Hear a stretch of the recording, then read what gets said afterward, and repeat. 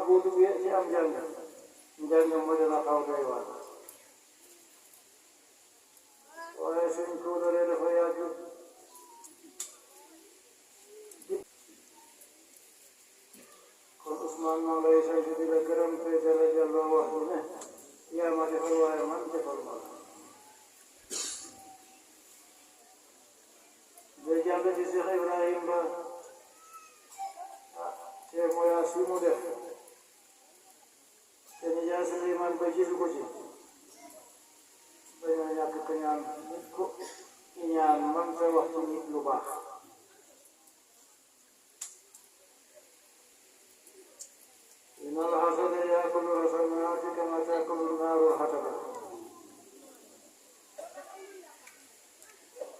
jeexaloo cant gi sëñ Moustapha toog tey rek waaye salam lool ñëw na yendal ko bañ julli tisbaar mu ne ma dama am beneen xew-xewu diine bu ma bëgg a dem ma ne ko yeewi naa la mu dem Cheikh Baye Adim mbaa di ngeen di wax ci moom doo ko def fii ci sama diggante Moustapha toog bésu siyaare moo am ñu dem joxe suñ siyaare ba noppi ma dem di ko nuyu ba ma koy nuyu toog fa tuuti Moustapha toog fekk ma fa mu ne ma jàmm mu ne yow ak Moustapha toog li ngeen nekk lenn la li ngeen topp lenn la damaa bëgg boo jëfati sa siyaare bi nga wax ko Moustapha yooyu boo jëfati sa siyaare wax ko gaaw alhamdulilah bañ ñu ko waxee topp nañ ndigal ba léegi ñu ngi koy jëfee alhamdulilah lu la yàlla defaloon na ko ba moo xam fam ko yemale am naa doom bi jógee Gàmbi rek ñëw daal ne ma daal jàkka jamane magi jàkka je dajee nañ sant la gërëm la yónni ma ndax ñu dañ ne ñii nga yaree say doom ñun di mosuñ laa gis waaye kontaan nañ ci lool jàngal nga leen yar nga leen waaw yow fan lañ xamee loolu man fi nekk mosuma faa dem mosuma gis mosuma lay dégg ñu yónni wax ju rafet ji waaye man leen koy delloo ne ñoom ñoo baax gis nit mu am yar xëy na ñoo ko daal di ko laaj ku la yar mu ne diw ku la jur mu ne diw waaye daal dañ wax ne koo gis mu am ak yar dal ko laaj kan moo la jur laaj ko kan moo la yar ñu ci sant di ci gërëm yàlla demoon ci tiitaru bi bàyyi Cheikh Hadi mi ma fañ gis ñuy waxtaan ba dugg ci domaine bàyyi ñu yaree njabootam man ma gis nga gàmmu mu ne ko mu ne bàyyi yàlla rafetal ak jaram waaye gis nga njabootam bi ngay nekk gone lim lay gis sax bariwut waxuma bi la yar bi ñu taam